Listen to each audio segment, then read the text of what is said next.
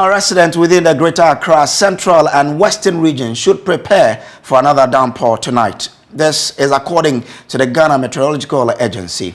Highlighting the towns, the agency mentioned Cape Coast, Accra, Achim Oda, Ho and Takrade, among others. The agency also forecasts that thunderstorms will accompany the rain.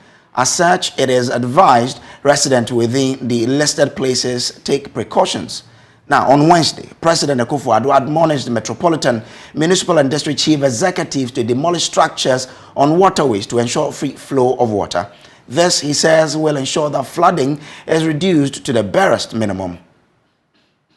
Over the past few days, many individuals have lost properties running into millions of Ghana cedis caused by flooding. Largely, this has been attributed to choke drains, resulting in the obstruction of the free flow of water. Government says it is deeply concerned about this. Subsequently, President Akufo-Addo has directed all MMDAs to remove structures obstructing the free flow of water immediately.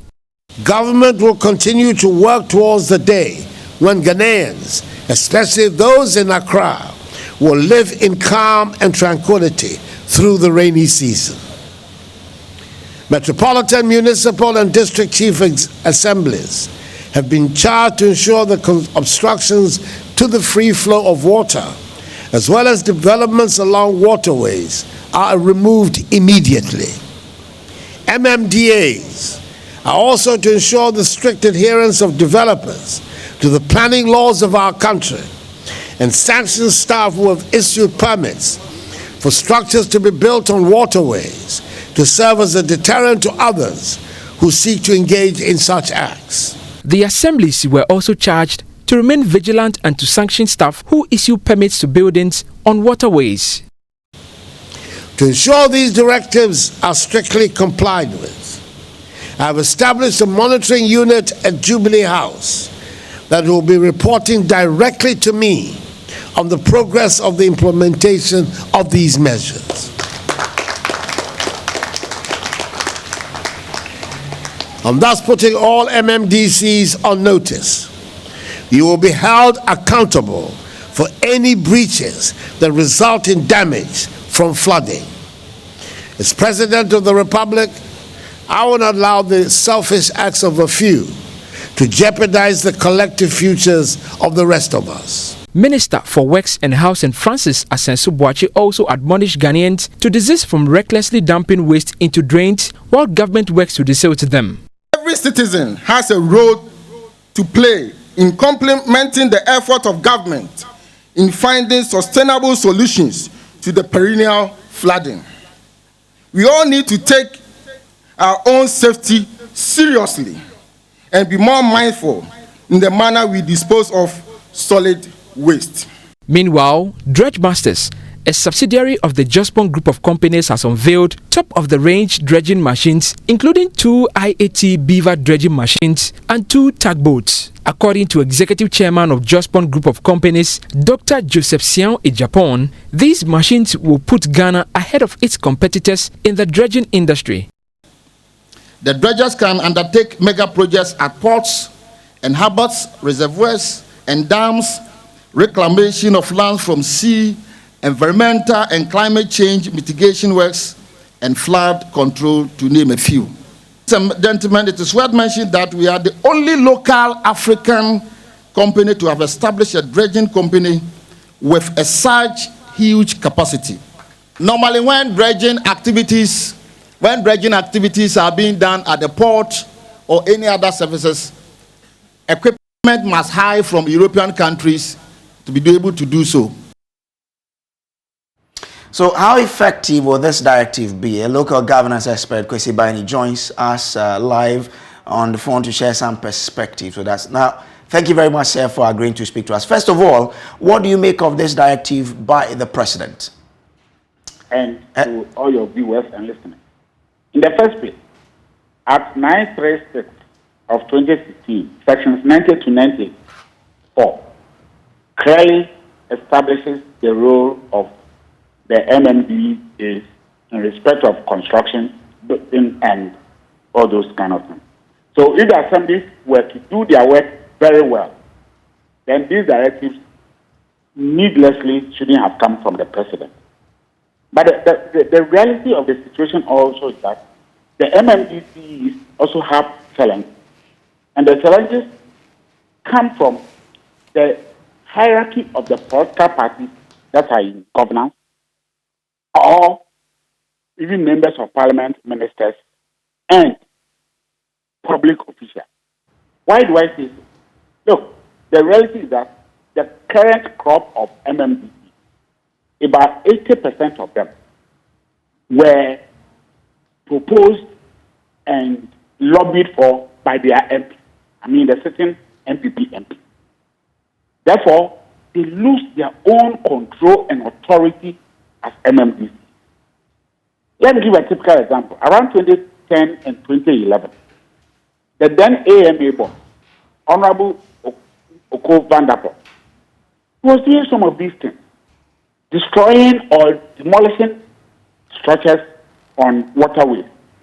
You remember what the then national organizer of the NDC, Mr. Damboatin, did to the man? He eventually insulted him for doing his work. You understand? So the political interference in the works of the MMDC is so phenomenal. And don't let us be like ostriches and hide our heads into the sand. So the authority from the president, under normal circumstances, if the assemblies, they have the powers under the law I have just cited to do what they have to do. But the political interference. Number two, I'm also worried that the president has to set a committee in the Jubilee House. This job, you should have given it to the local government ministry to supervise and ensure their execution. Why? Because some of the structures are public structures. Let me give you an example of a structure like the Kaneshie Market. Are you there? Yeah, I know. I'm listening to you. We are with you. So, the Kaneshie Market, for example, is a government structure. It's a part of the structures that is creating the problem around it. The Kaneshie Market is about 50 years old. Now, when you ask the assemblies to go and demolish them, there might also be some structures that are privately owned, but they have building permits. Once they have building permits, it means you authorize them to build them. For the sake of the public safety and security, we need to pull them down.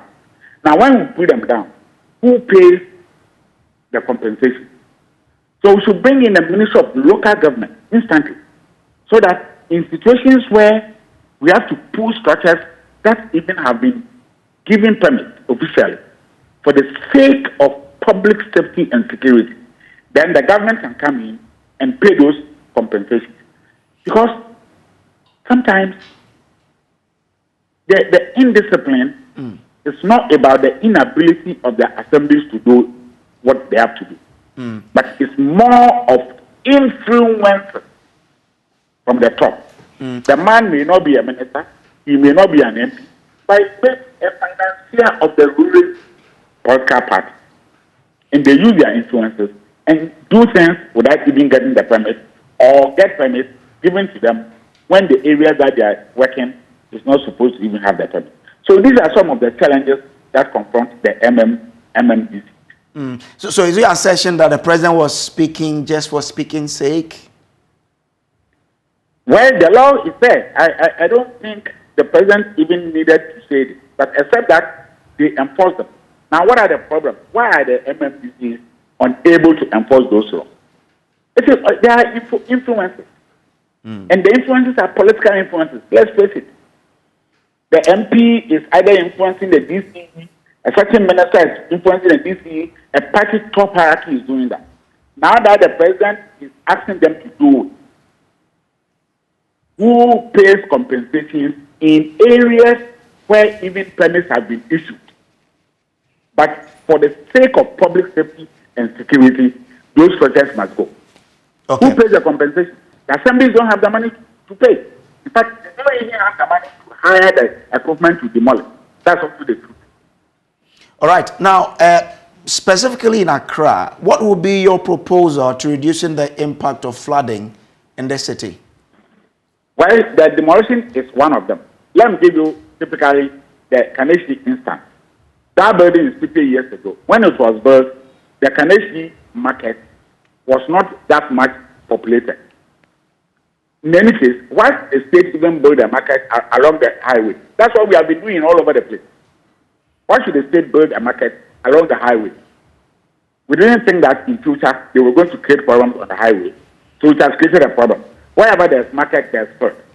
Now, the opposite side of the Kaneshi market, we have the Aboso kind store. What do we buy there? Or what do they sell there? Spare parts. Rejected spare parts for Europe and other countries outside of Africa. They also create their own first. Around there, we also have the VIP station from Takrady VIP station and Cape Coast. So that area is so choked. Okay. Okay. So we need to plan and relocate all these people. My view is that if we have cleared Abobosi, we can properly design a new market in Abobosi. Okay. A new lorry park in Abobosi. And a new Aboso kind sort of thing. All right, also, sir. because that's a huge place. Thank you, Once Chief. these areas are properly designed for a market, a lorry park, and the Aboso kind spare parts dealers, then we'll pull down the Kaneshi market. We can still use the space for something else other than market. Okay, So thank you very much, Yeah. Mr. Bani. Ms. Bani there is a local governance expert.